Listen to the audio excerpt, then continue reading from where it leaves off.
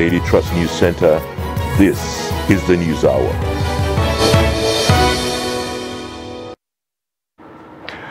On News Hour tonight, reactions trailed President Muhammadu Buhari's indefinite postponement of 2023 census. Federal government says first batch of Sudan evacuees to arrive in Nigeria in the coming hours. 2 Zamfara abducted victims killed, 74 others regained freedom after 20 days in captivity.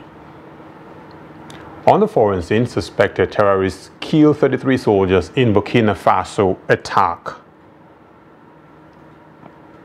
Hello and welcome to Trust TV News Hour. I am Nten Ekbang with the details. President Muhammadu Buhari has approved the postponement of the 2023 population and housing census, earlier scheduled for 3rd to 7th of May 2023. The president gave the approval after a meeting on Friday with some members of the Federal Executive Council and the chairman of the National Population Commission and his team at the presidential villa in Abuja. A new date for the census is to be determined by the incoming administration, but the meeting stressed the need for the conduct of the exercise to collect up-to-date data that would drive the development goals of the country and improve the living standards of the Nigerian people. The president noted that with the completion of the enumeration area demarcation of the country, conduct of the first and second pre-tests, the recruitment and training of ad hoc workers, procurement of personal digital assistant PDAs and ICT infrastructure, appreciable progress has been made in the implementation of the 2023 population and housing census. He also commended the methodology being put in place by the Commission to conduct accurate and reliable census, especially the massive deployment of technology that is capable of delivering world-class census and laying a sustainable basis for future censuses. Governor Samuel Ortom of Benue State has lauded President Muhammadu Buhari for directing that the 2023 national population census be postponed. This is contained in a statement by his special advisor on media and publicity, Teve Akase, on Saturday in Makurdi. Ortom had on April 13 called on the federal government to postpone the planned census until adequate security was guaranteed in the country. The governor specifically stated that conducting the census will amount to injustice and deprivation of millions of Nigerians who have been displaced from their ancestral homes and are living in internally displaced persons camps in the state and other parts of the country. He further stated that he understood from the National Population Commission that those to be counted must be counted in their localities. He said that with the postponement of the census now approved by Buhari, the federal government should ensure that Nigerians whose communities had been taken over by bandits and armed herders regain their lands and return home. And still on census, some residents of Makurdi, the Benue State capital, have been reacting to the postponement of the 2023 census, which was scheduled for the 3rd to 7th of May 2023. The federal government had, in a statement by the Information and Culture Minister Lai Mohammed, conveyed the president's approval of the postponement. The report. Some of the ad hoc staff recruited for the exercise said it was disappointing to hear of the postponement. They also spoke of the economic expectations and appealed to the federal government to improve on its national commitments. I feel very, very, very bad for the postponement of the census because I'm even supposed to travel to Enugu for a job interview. Because I'm even waiting to do the census before any other thing. That they should try and do the census so that we, the youth, will be able to have something to invest on, because there's no job in the country. But with this census that all of us applied, we are having hope that at least we are going to invest in 1 or 2 entrepreneurs. Experts who spoke on Trust TV said the postponement was expected due to certain anomalies in the build-up to the exercise. They expressed disappointment with postponement and wish it was executed because of the financial and human resources already invested in the process. My worry is that It is good that this administration was determined to conducting census after 17 years. Now, the problem, however, is that we were told that even resources were provided for the census in terms of money and all that is needed.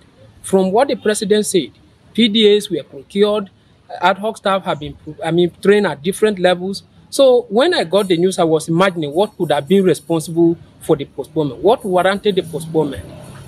Are they aware of the economic implication of this? Remember that ad hoc staff at certain levels have been trained and already been paid, with huge sums of money already committed.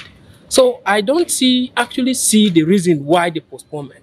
Government is a continuum. Does it mean that the the chairman of the National Population Commission and his commissioners are going with the outgoing administration? The last population census was conducted in Nigeria 17 years ago. As it stands, the residents said only time shall tell if Tinubu's government will consider it necessary to conduct the exercise. What if the next administration comes and want to postpone it, to even suspend the exercise for now? Why not go ahead and conduct the census? He has the powers till May 29th. Census was to be conducted and concluded around May 7th. So this should have been done. So what if the incoming administration comes on board and decides to suspend the whole exercise? Before the postponement, there were calls from stakeholders like Governor Samuel Otom of Benue State, who called for cancellation, citing the displacement of millions of Nigerians from their ancestral homes as And still on the exercise, the presidential candidate of the Labour Party, Peter Obi, has described President Muhammadu Buhari's approval of the postponement of the 2023 census as a welcome development. He disclosed this on his official Twitter handle on Saturday. According to him, a national census is a critical development and nation-building tool. He argued that even though Nigeria is long overdue for a census, conducting one requires proper planning and diligence to ensure the sanctity of the results. And still on reactions to the postponement, activist and frontline banker Atedo Peterside on his Twitter account thanked God for the postponement, adding that the census was not needed. Former Head Bureau of Public Sector Reform Joe Abba said attention should be on the National Identification Number NIN, which he said should be tied to the birth and death registers that the NPC holds. A former Statistician General of the Federation, Yemi Kala, said there is already huge information via BVN, NIN, and the rest. And according to him, what Nigeria should do is to first harmonize and get registrants to update whatever added information that is required by online offering benefits or incentives to get people to update their information. Away from that now, the first batch of Nigerian evacuees from Sudan is set to arrive in the country. A Saturday joint statement from the Ministries of Foreign Affairs as well as Humanitarian Affairs, Disaster Management and Social Development said the evacuees are currently in Egypt but will land in the country in no time. Now, while giving further details about the stranded Nigerians in Sudan, the statement signed by the permanent secretaries of the Ministries of Foreign Affairs, Ambassador Janet Olisa and Nasir Sani Guazo of the Humanitarian Ministry, noted that over 600 people have been taken to Egypt while more are expected to join them this Saturday. Equally, they dismissed the outcry over the $1.2 million earmarked by the federal government for the evacuation process. Now, efforts to evacuate Nigerians from war-torn Sudan seem to have suffered another setback as buses meant to evacuate more Nigerians have refused to leave Khartoum to Egypt. Now, one of the coordinators of the evacuation efforts and a Nigerian also stranded in that country, Hamid Al-Hassan, says the buses were yet to move because the company was yet to confirm payment from the Nigerian authorities. Although the payment was said to be made on Friday, the company was yet to make the confirmation. Earlier, I spoke with Hamid Al-Hassan from Khartoum, who is helping with the evacuation efforts, and he brought us up to speed with the events there. We actually got about 29 buses that is from what I got from NEMA, that will be evacuating students from Khartoum to Egypt. So most of the buses actually came here to the campus where I'm situated right now, which is within the campus of the International University of Africa. And then a few of the buses went to the other secondary campus. And then we all boarded the bus. You know, we boarded the bus, we sat in the bus. We thought the buses were arranging themselves and sorting out the gate or something like that. But then getting to like 5 p.m. after sitting in the bus since about 3 p.m., you know, we discovered that nothing is going on. So I came down and started asking around. I talked to the drivers and they told me that they were waiting for payment, you know. So I had to now call back to NEMA because I have been in contact with him in these few days to report to him directly to see how he can sort things out. And he told me that the payment was actually made last night through the Ministry of Humanitarian Affairs with one PAMSEC. And he actually made it clear to me that he was actually talking to the PAMSEC when the payment was made last night. That really broke my heart, because if the payment was made last night to the company in Nigeria, which has a subsidiary here in Sudan, then why are we stranded? Why are we not moving out? As I'm speaking to you right now, we've all we are now off the bus, and I'm back into the mosque as usual, which is actually my post, and that is where I'm talking to you from right now.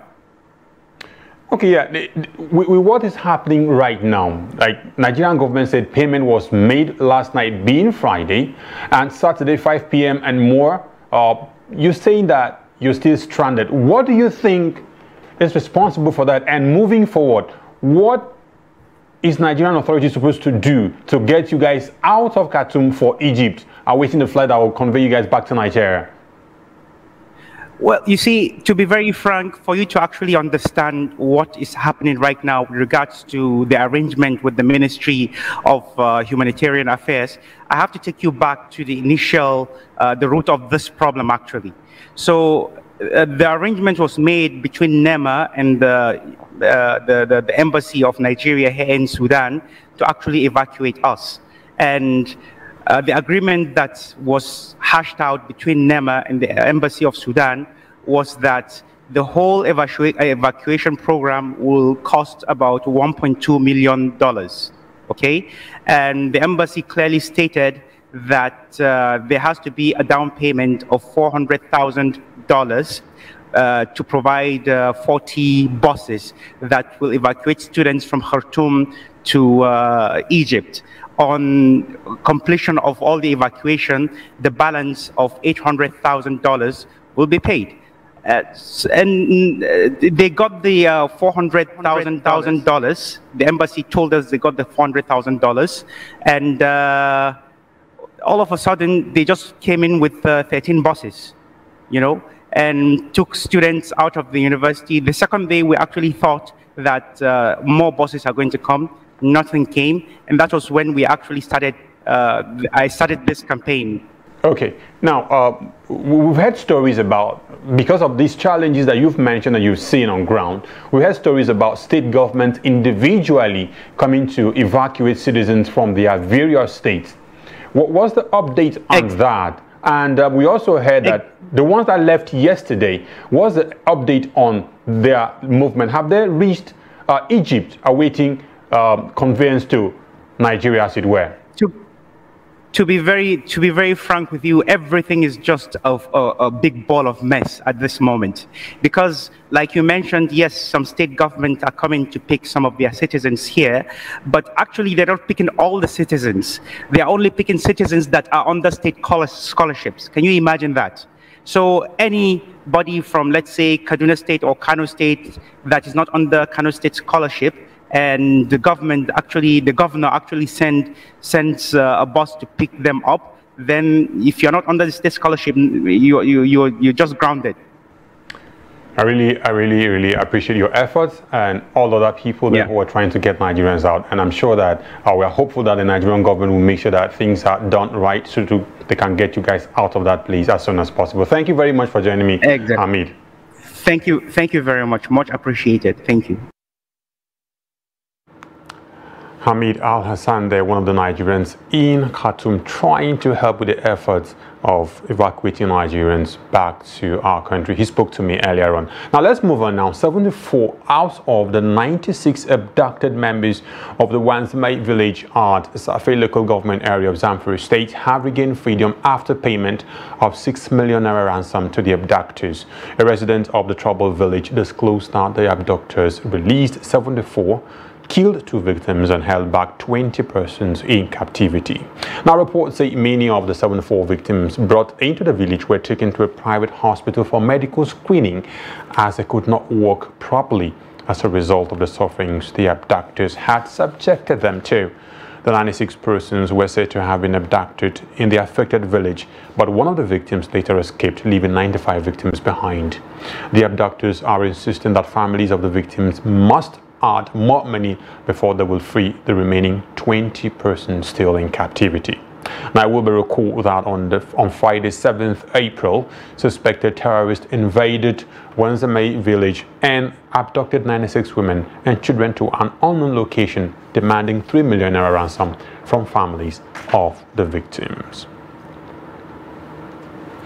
The abducted Federal Commissioner of the National Population Commission, the NPC, for Bayelsa State, Gloria Izonfor, has been released. Now, she was kidnapped Sunday evening along with her maid and driver at Ogbakiri Junction on the East-West Road.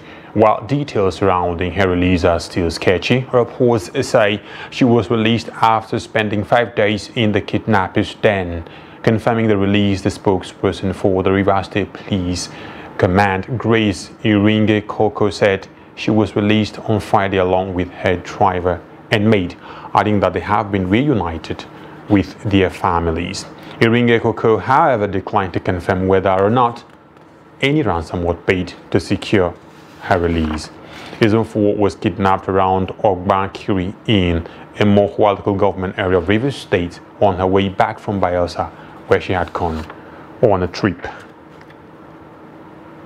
Relatives of those who lost their lives in the recent clash between farmers and herders in Taraba community of Akwanga local government area of Nasarawa State have decried the incessant attack by gunmen in their communities. They expressed their displeasure during an interview with Trash TV on the aftermath of the attack by the invaders. The report. On April 16, 2023, Chacharimada community of Kokona local government was engulfed by a communal crisis between farmers and herders, which led to the death of about 12 people with property worth millions of naira destroyed by gunmen.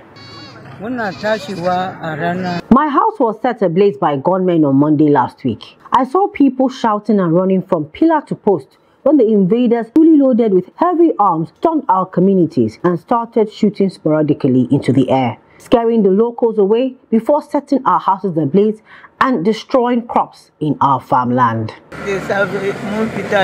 I lost one of my eldest sons in the attack, Samuel Anthony. He had gone to check his sugarcane plantation after returning from a church service. Unfortunately, his corpse was brought back the following day. I lost my husband in the attack. We don't have food to eat and hardly get enough water to drink. The very first day I went with my husband to check our sugarcane plantation, we noticed that our sugarcane and plantain were destroyed by gunmen. Meanwhile, the farmers and herders have agreed to shield their swords and live in peace with one another after the recent misunderstanding between them. They made their decision known through the signing of peace accord in Kokona local government area of the state.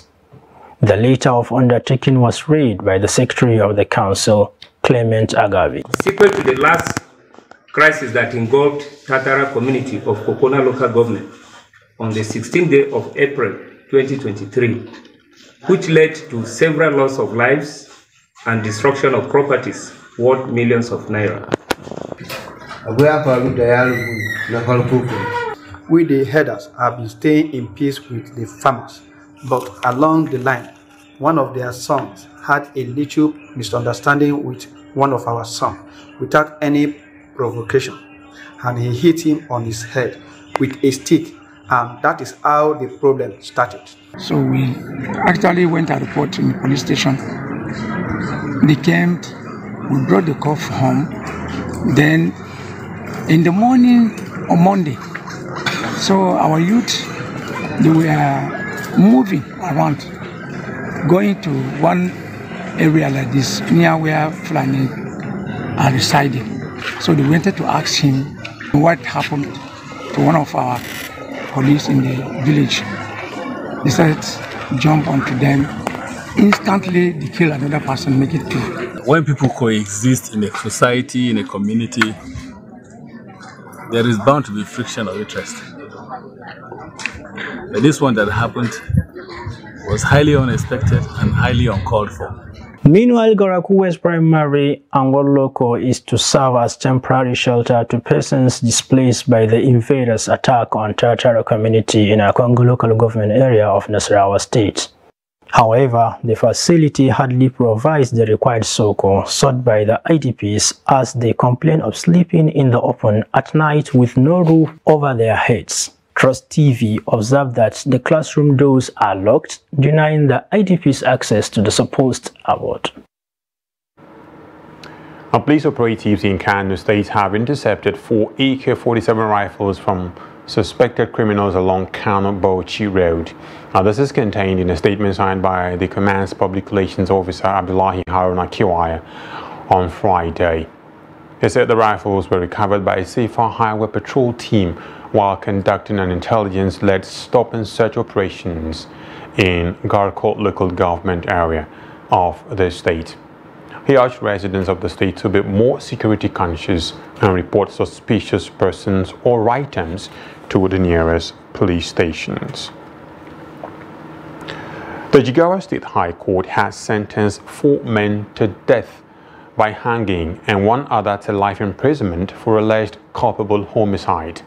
The court, presided over by Justice Ahmed Muhammad Abubakar, found Salahu Yau, Aminu Salamanu Shafiu, and Yusuf Saleh guilty of culpable homicide and sentenced them to death by hanging. The men were also found guilty of other charges including criminal conspiracy, criminal trespass, and unlawful assembly, and were sentenced to prison terms ranging from 2 years to 3 months or made to pay fines. According to the prosecution, the defendants from Kalawa village in Ringim local government area of Jigawa State were responsible for the murder of an individual. Now, delivering the sentence, the judge stated that the prosecution had successfully proven the case beyond every reasonable doubt. The Oyo State Police Command has paraded an 18-year-old for allegedly killing his father while the father was asleep.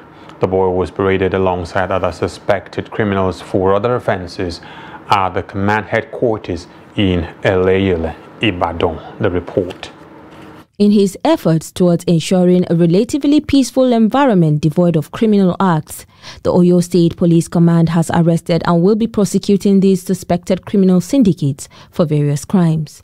One of them is this 18-year-old who was arrested alongside his mother for taking the life of his father while sleeping. The police revealed that the suspect struck his father with an iron rod where he was sleeping, leaving him with a serious injury on his forehead. Preliminary investigations revealed that on the 21st of April 2023, at about 23:00 hours, which is 11 p.m., the suspect, Adiagbo Ismail, struck his late father on the head with an iron rod where he was sleeping, and that led to his death. The boy who confessed to the crime revealed that although his mother always suffered domestic violence in the hands of his father, he never committed the crime as a revenge for his mother's ordeal. It is not that I did it to support my mother. Sometimes when they are fighting, as kids, we don't support anyone. My mother usually reports to me, but I never say anything. I've been married to my husband for more than 30 years now. Anytime he beats me, I don't do anything. My entire body is full of bruises. In the same vein, the police also paraded other suspects for various crimes like armed robbers who specialize in hijacking and diversion of trailers loaded with valuable items. Others were paraded for kidnapping, conspiracy, and impersonation. You're watching News Hour on Trust Television. Coming up after the break, we take a look at the business of tie and dye. Until then, please stay with us. Now, as part of efforts to support Africa's goal of strengthening... Now, looking at the activity chart, as you can see right here, a total volume of 130... Treated a Boko Haram crisis that at that time was restricted to Yobe. How secure are they? You can see security men with blood. This is the road leading up to the... Really, if you look at England squad, you are looking at EPL, you are looking at their names. You are not looking at...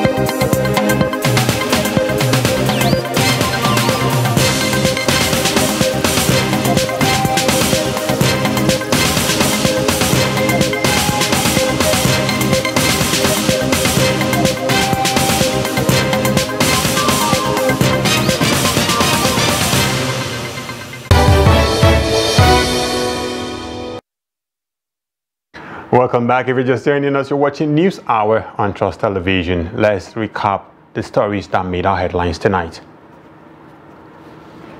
Reaction trailed President Muhammadu Buhari's indefinite postponement of 2023 census. And federal government says first batch of Sudanese evacuees to arrive Nigeria in the coming hours.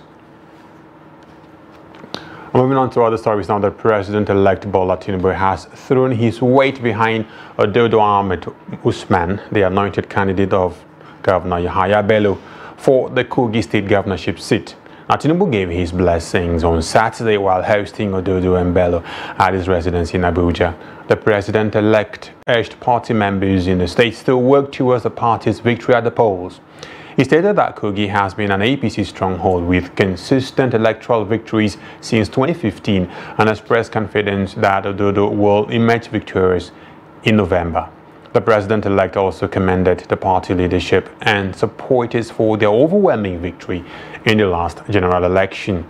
Earlier, the governor of Kogi State, Yahaya Bello, who led Ododo on the visit, said that party members choose him as the candidate based on his capacity, competence and ability to lead effectively.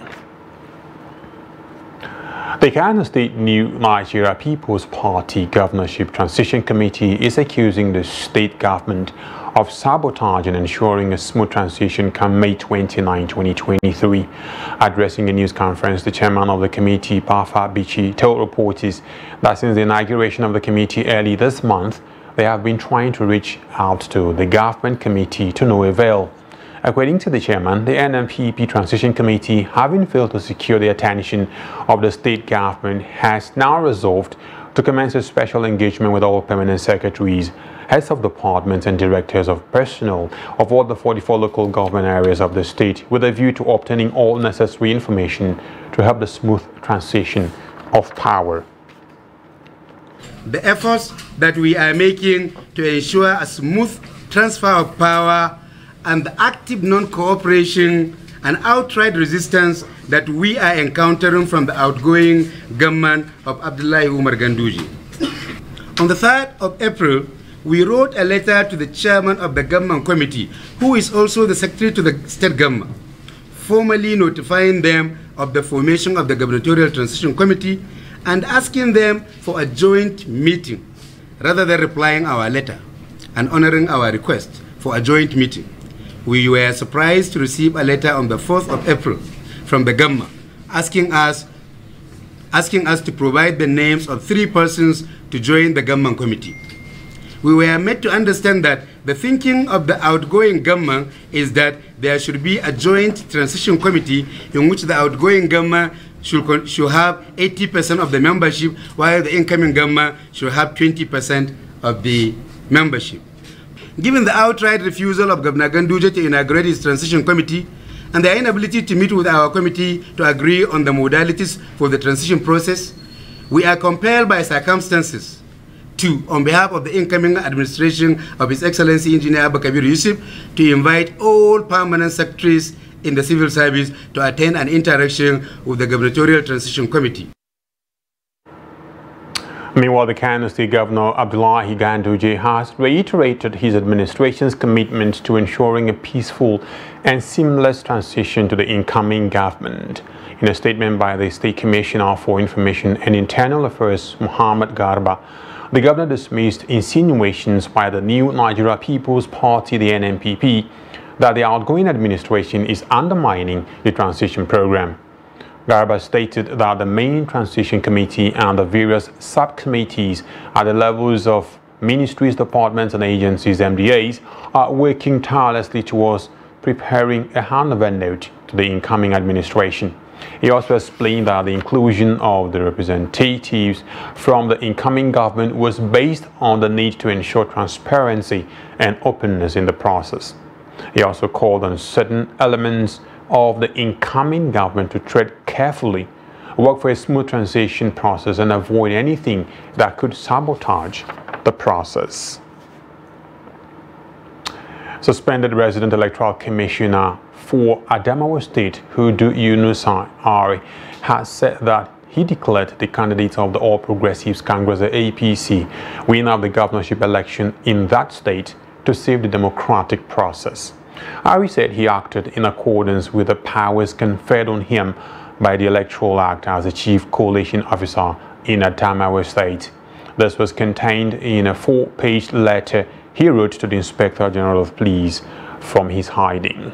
The embattled REC accused the 2 national commissioners deployed to the state to supervise the April 15 supplementary election of collecting bribe from Governor Ahmad Fintiri to declare him winner of the governorship election in Adamawa State.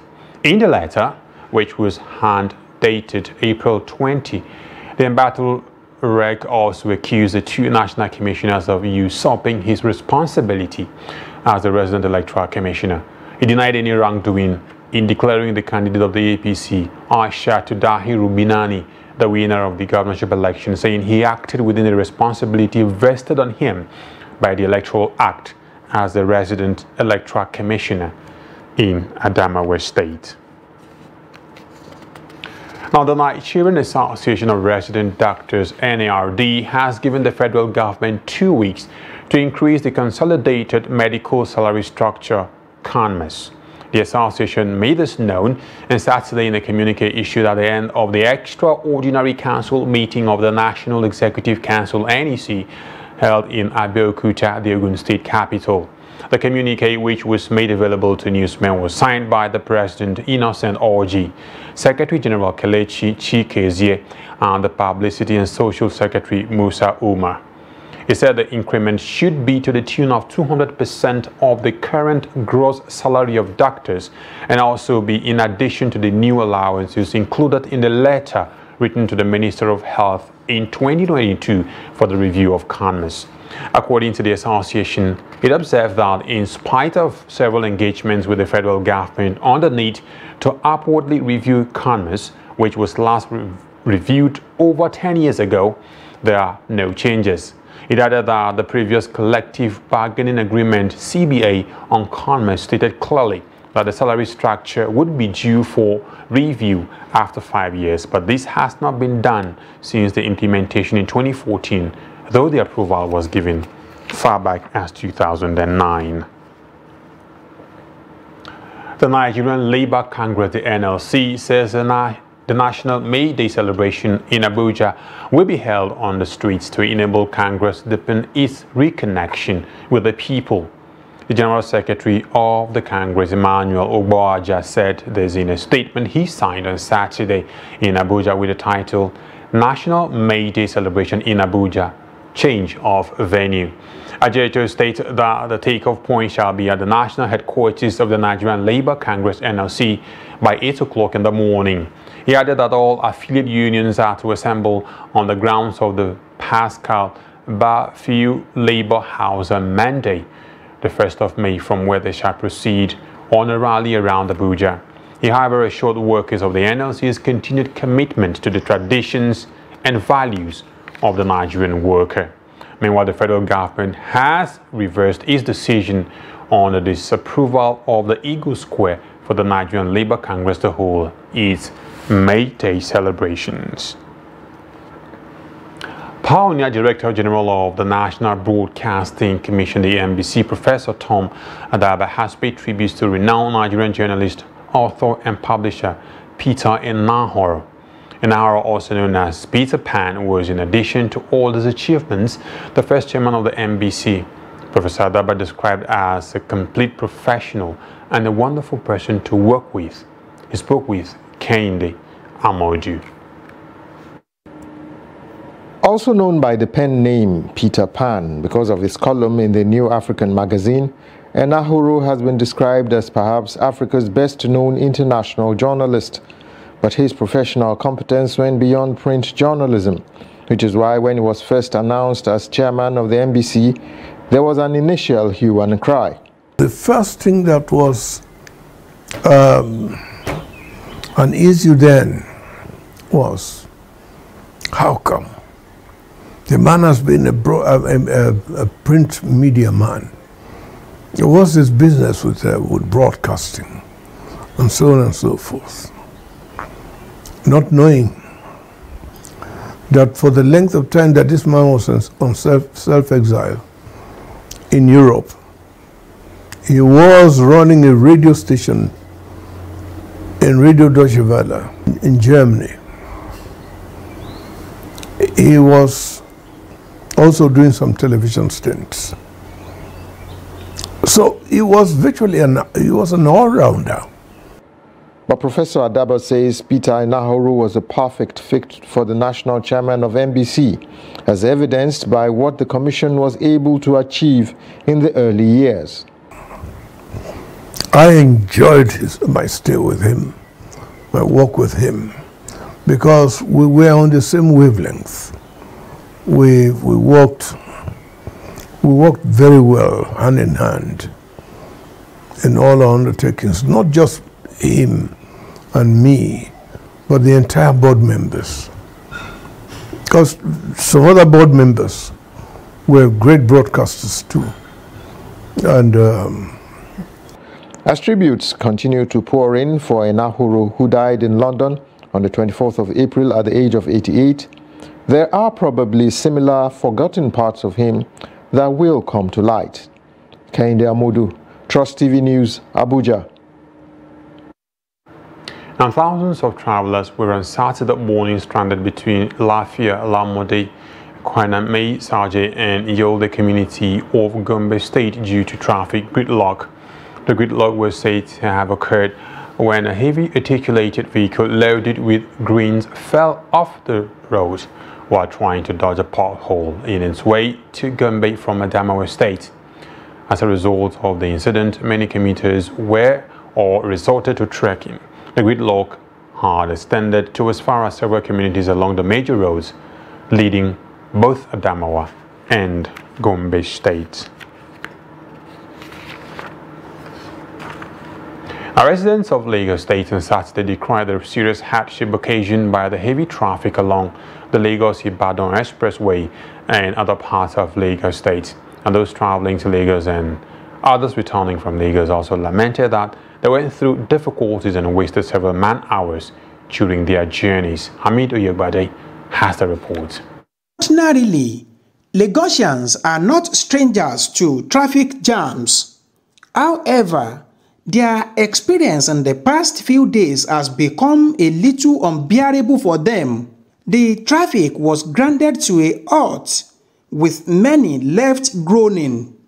Seriously, this traffic issue is so killing. Let's take for instance now, yesterday I was supposed to be at home with my family, but because of this traffic I had to park somewhere just to spend the night, and you know, this morning hoping that the road would have been free for me to go home, but still I'm still inside the same traffic I tried to skip yesterday. But seriously, I don't know. Now they are diverting the road to one lane. People that are coming from Yanowuru, then people are coming from Koroduro there. All of us are going to Bado Expressway. Some people are spending a day, some people are spending 8 hours, 7 hours. That's how you are spending here. Then it's no support to be like that. Am I going to pay Korodu? So the bus I bought, I pay 400 at Toyota. At the end of the day, I drop at the Maryland. I have to take from Maryland to Ikiti now.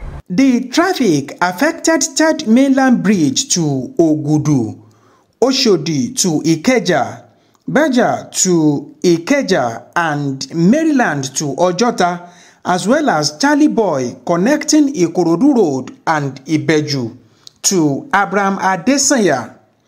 Other affected areas include Agidingbi, Isheri, and Adeniyi Jones area. The residents said the traffic jam is as a result of the ongoing road rehabilitation and appealed to the construction company handling the project to expedite the work. This issue is from what's it called? This Beggar Road. But I don't think this issue is supposed to be like this for as long as this, because they say they are fixing road. They fix road when people are supposed to go to work and all that. It's not supposed to be like that. Seriously, you should please help us with these stuffs. They should do the right thing at the right time. At least all these people can work during the night while people are asleep. It's not when people are moving from here to there they have to fix road. Maybe they could have been working the night, which would be more preferable, because we avoid this hold up. But we know that this construction they are doing cause the problem. This hold up in Lagos has persisted since the day before yesterday. I want to call upon the Lagos State government to do everything necessary to fix the bad roads in Lagos, especially the road along Baja into Lagos. Given the busy nature of Lagos roads, the residents urged the Federal Ministry of Work and Lagos State government to work together to provide alternative routes to the roads under rehabilitation. Amit Ojegbade, Trust TV News. Now, 5 persons have lost their lives in a fatal motor accident along Amasoma-Tombia Road in Yenagoa local government area of Bayelsa State. Our Daily Trust gathered that the accident, which occurred on Friday evening, was a head-on collision between a Mazda car and a black Toyota SUV. The Mazda car was said to be conveying about 7 passengers, some believed to be students of the Niger Delta University NDU from Amasoma, southern Ijo local government area to Yenagoa, the state capital. 4 passengers in the Mazda car were said to have died immediately, while 1 was rescued alive and taken to the Niger Delta University Teaching Hospital, Okolobiri. The cause of the accident was not ascertained at the time of filing the report, but police authorities in Bayelsa State said they are investigating the cause of the crash as well as arresting the fleeing driver of the SUV. Police spokesman in Bayelsa State, Asinim Botswadho, confirmed the road crash, said the corpses of the victims have been evacuated and deposited at the Niger Delta University Teaching Hospital for autopsy. Now, a section of the palace of the Ooni of Ife has been razed by fire. The fire was attributed to a power surge. Aminu Yegbade reports that the building apartment within the courtyard of the palace was gutted by fire at about 11:30 p.m. on Friday. Residents said the fire started after an explosion through an electrical appliances in the affected apartment. The fire was put out through the combined efforts of the fire service, palace aides, and some indigenes. The palace spokesman Otumba Moses Olafare, who confirmed the incident, said the situation has been brought under control. Now, the people of Azare Katagum local government area of Bauchi State have identified blockage of waterways as a measure or as a major problem that needs to be addressed as part of early preparations to mitigate flooding and avert the 2022 devastating effects of flooding. Now, they expressed their concerns to Trust TV while reacting to the early commencement of the wet season there. Adamu Imam reports. In 2022, Bauchi community suffered the devastating impact of flooding as a result of excessive rainfalls and thunderstorms. Although Azare town is not among the worst hit areas by flooding last year, however, 29 people were reported killed, while 4,500 farmlands and 8,457 houses were submerged by water, according to the State Emergency Management Agency. People of the area are concerned about the indiscriminate dumping of refuse on the waterways, as this can lead to flooding with devastating effects. This is a big problem here during rainy season. We experience a lot of challenges. Even small children die here inside the waterways. It also attracts mosquitoes inside our shops. We usually go home. When we come back tomorrow, we discover fresh refuse dumped inside. I think people are the cause of this problem. I think clearing of environment is everybody's business. We are the neighbors of these problems. The shop owners should contribute by clearing regularly so that we avert possible flood disaster here, since there are signals of excessive rainfall this year. Meanwhile, Saadu Musa and Musa Bello has a contrary view. They believe that government has the responsibility of arresting the situation through enforcement. Government can make a lot of impact in mitigating the problems at the local level by encouraging people with tools, especially those living in the flood-prone areas, to ensure all measures are put in place by calling people's attention periodically on the danger ahead. To me, the authority has a huge responsibility. If there are issues affecting the society, they know how to approach it holistically, particularly this problem of dumping refuse inside waterways. Recently, the Nigerian Meteorological Agency warned many communities to expect heavy rainfall and prepare for possible flooding during the 2023 rainy season. Adamu Imam, Trust TV News, Bauchi. Now, tie and dye business is an age-long craft that was predominantly in the southwestern part of Nigeria. The craft, which seems to have been abandoned, is now finding its way back to the society through the hands of young people. Let's join one of the young persons that is bringing back tie and dye. Adire, popularly known as tie and dye, is quite common among West Africa countries, and in Nigeria, it is mostly common among the Southwesterners. Some Nigerian youths have taken to it as an entrepreneurship skill for business. Doyinmola Olajoye is an African lady who is passionate about the African culture and style. She's a rare combination of beauty and brilliance. Her passion for the promotion of the African indigenous culture through sustainable fashion and African textiles is an assignment she has embarked on and has sustained for 4 years. This makes her stand out amongst her peers. Doyinmola, in an exclusive interview, spoke on how she started the tie and dye business. I didn't have the skill myself. I was only a fashion model.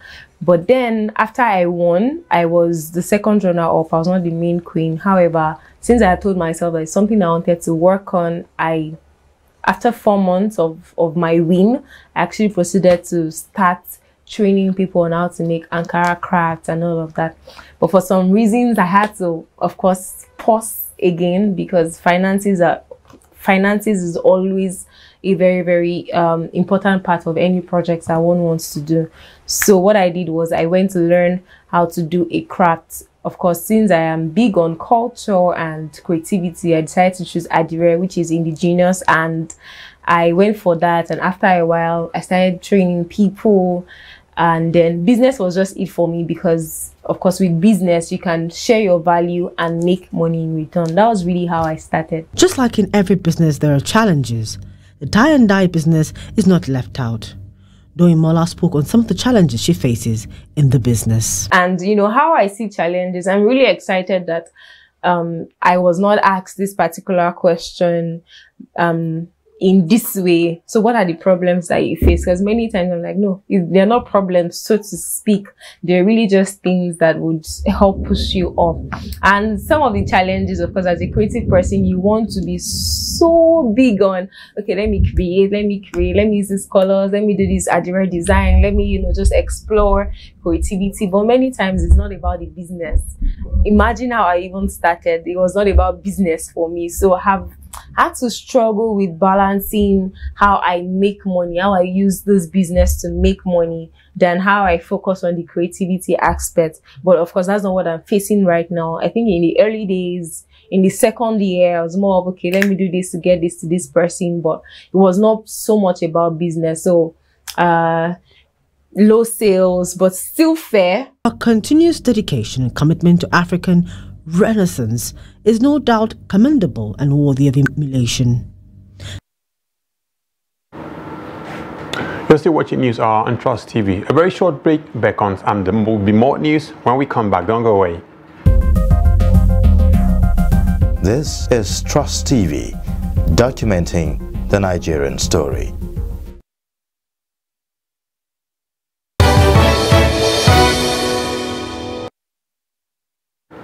Welcome back. Let's now join Chiamaka Nwafo, who is standing by with the very latest in the world of business. Chiamaka, take it away from there.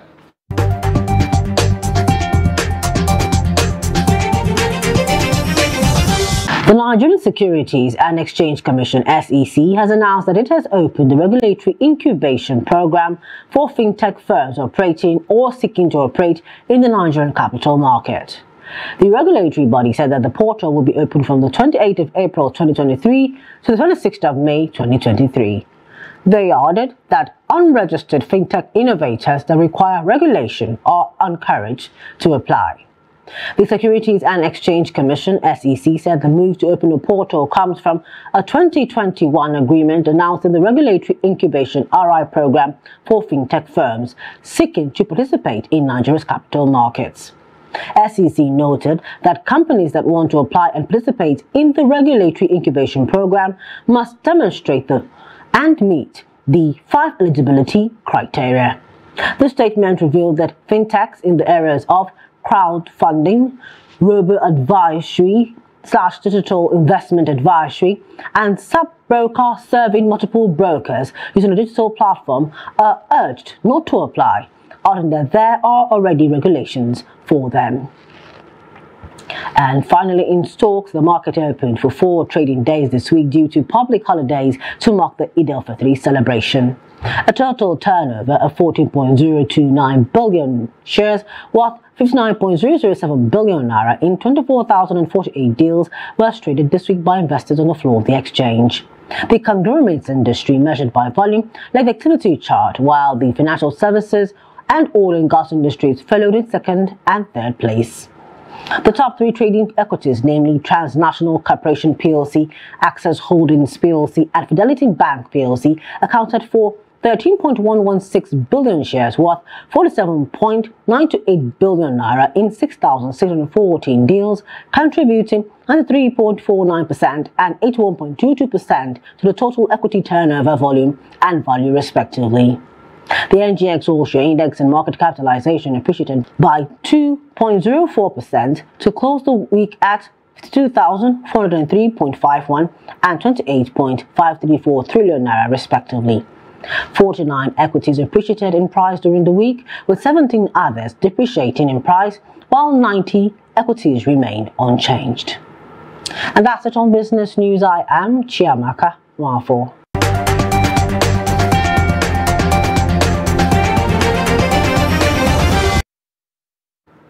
Thank you, Chiamaka. Let's quickly take some foreign news now. An attack by suspected terrorists killed at least 33 soldiers in eastern Burkina Faso on Thursday, the army said. A contingent of troops came across a complex, large-scale attack in the east region, which also left 12 soldiers wounded, according to an army statement. The soldiers neutralized at least 40 terrorists before the arrival of reinforcements during the particularly intense fighting, it added. The wounded troops have been evacuated and are being treated by the health services, the army said. Burkina Faso has been grappling with a bloody insurgency since 2015, when unrest spilled over from neighboring Mali. Fighting between the security forces and groups linked to Al-Qaeda and Islamic State group has left thousands dead and forced millions of people to flee their homes. In the world of sports, the Abuja International Marathon on Saturday produced its first set of champions as Kenya's Emmanuel Naibet and Bahrain runner Ruth Jebede emerged as the winners of the men's and women's category, respectively. Now, despite the myriads of challenges that beset the organizing the first edition of the Abuja International Marathon, the heavens were kind to the historic race held Saturday at the Federal Capital Territory. The FCT provided perfect weather that aided Kenya's Emmanuel Naibet to emerge champion of the first Abuja Marathon with a time of 2 hours 13 minutes 45 seconds.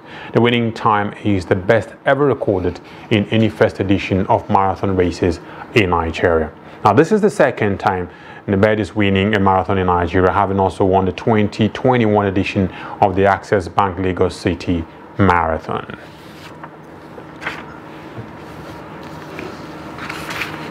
And with that, we've come to the end of News Hour today on Trust Television. And just before we go, do not forget to follow us across all our social media platforms. I am Nten Ekpang. Many thanks for watching. Bye for now.